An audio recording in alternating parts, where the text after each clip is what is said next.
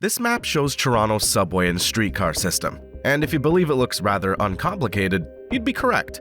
When compared to the maps of New York or the famous underground systems in London, Toronto might seem to be falling behind. However, that's not necessarily the case. I'm not claiming Toronto's subway system's more extensive than that of New York or London. Currently, only the Yonge University line, the Bloor-Danforth line, and the Sheppard line are active. The Blue Line, previously referred to as the Scarborough Line, has been permanently closed, and the Silver and Orange lines are undergoing construction for an extended period. For now, consider them non-existent. Having just these three subway lines, it wouldn't be fair to compare Toronto against New York's subway system, boasting 36 lines, 472 stations, and round-the-clock service. Toronto would likely come up short in nearly every comparison. However, Toronto's transportation proficiency doesn't lie in its intricate subway routes or numerous stations. Despite having only 75 stations, this compact system efficiently caters to Toronto's 2.9 million residents, standing out as North America's most effective transit network. Surprisingly, it outshines even Chicago and New York in terms of efficiency. Now, before you question that statement, let's dive into Toronto's impressive yet challenging structure by revisiting the map and zeroing in on this U-shaped yellow line known as the Yonge University Line. While it may seem basic, it plays a crucial role, transporting 67,000 people every weekday from the Vaughan Metropolitan Centre through downtown Toronto to Finch, all with trains running every 2 to 3 minutes. To put it in perspective, let's look at Chicago, a city with a population of 2.6 million, not significantly different from Toronto. Chicago's busiest line, the Red Line, only sees a weekday ridership of 93,500, roughly totaling 24 million users annually. Contrasting this, Toronto's Yellow Line multiplies that figure by 7, accommodating an incredible 175 million people each year. As the primary rapid rail system and the most extensively used across the entire country, this line would face overload if not for these red lines you see here. They symbolize the Toronto streetcar system, acknowledged as the largest streetcar network in the Americas, encompassing South America and the United States. While many cities have limited their streetcar services due to low ridership and poor maintenance, Toronto's streetcar system navigates through the densely populated city center, serving 184,000 people daily and over 60 million annually. In contrast to San Francisco's renowned streets and cable car system, which caters to only 15,000 people daily and slightly over 5 million annually, Toronto's red cars carry a significant load. Achieving this feat with just 9 active lines, these cars are seamlessly linked to the subway stations, allowing commuters to disembark and find a streetcar ready to transport them to work and educational areas along King Street, Queen Street, Dundas Square, and Union Station. This connectivity enables easy transitions within the entire grid. During the night, the same streetcar network shuttles commuters across downtown from 1:30 a.m. to 6 a.m., compensating for the absence of 24-hour subway services. Consider this: the Toronto streetcar system independently transports more individuals daily than the entire transit systems of cities such as Cincinnati and Cleveland combined. Even when examining larger metropolitan areas, the ridership of Los Angeles, Chicago, and Dallas's primary transit systems combined still fall short of Toronto's numbers. In reality, Toronto streetcars serve a dual purpose. They not only enhance the subway system but also step in when a subway line faces disruptions. To maintain the city's momentum, Toronto laps into yet another resource: city buses. Despite the earlier substantial figures, Toronto's city bus system stands out as the most utilized public transit system in the city, boasting 192 operational routes. The TBS records an annual ridership of over 279 million weekday passengers. Seamlessly integrated with the subway and streetcar systems, Toronto's buses play a crucial role in binding the entire grid together. With the addition of the Bloor-Danforth and Sheppard lines, the result is the Toronto Transit Commission, or TTC public transit system, a significantly more impressive map than the first one. Wouldn't you agree? In its entirety, this system transports over 578 million people every year. While it may not reach the scale of Tokyo or Amsterdam, it stands as a notable example of how public transit in North America should operate. However, if you're a Torontonian tuning in, you're likely anticipating the less appealing side of the story.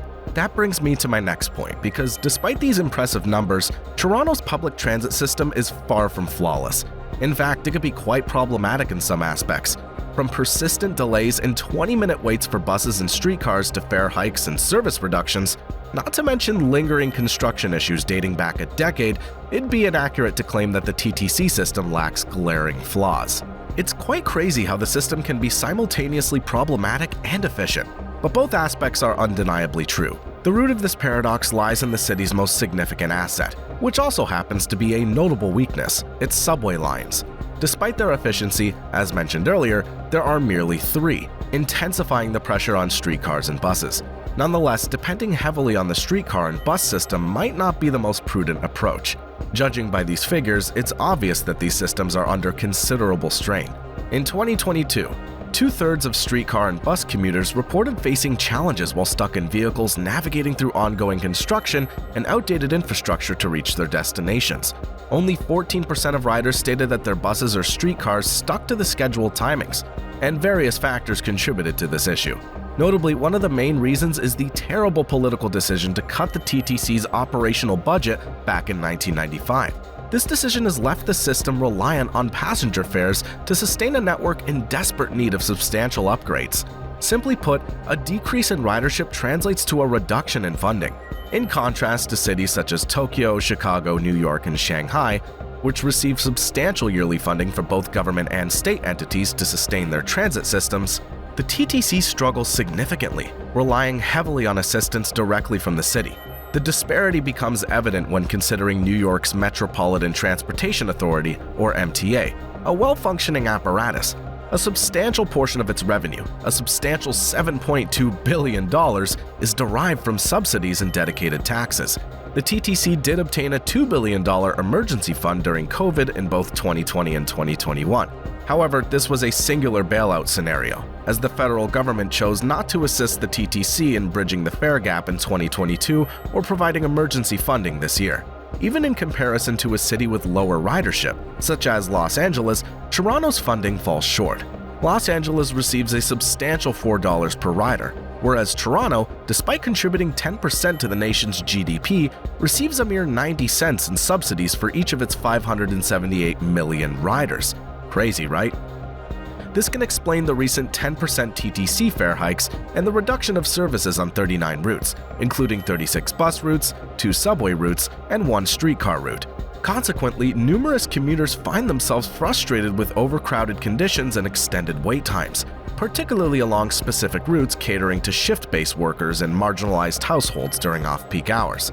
The outcome is a shift, pushing individuals with cars towards Toronto's excessively congested roads and bridges. Toronto recently claimed the unfortunate award of being the 3rd most traffic-congested city in North America, resulting in the average driver spending an additional 5 days on the road each year. Given the strained state of public transit, it's unsurprising that 70% of Torontonians rely on their cars for commuting. The situation's magnified when considering Toronto's roads operate under a mixed service system, sharing road space with already burdened streetcars and buses. Despite ongoing experiments with bus-only and streetcar-only lanes, escaping downtown traffic by opting for a bus or streetcar remains challenging. This results in a scenario where commuters face obstacles due to restricted public transit services and congested roads. The situation further deteriorates when factoring in extensive and time-consuming construction projects. Here come the Ontario Line project, the Eglinton Line, and the Scarborough Extension Line. These 3 ventures stand out as among the most substantial and costly initiatives undertaken by the TTC and Metrolinx, a transit agency under the Government of Ontario.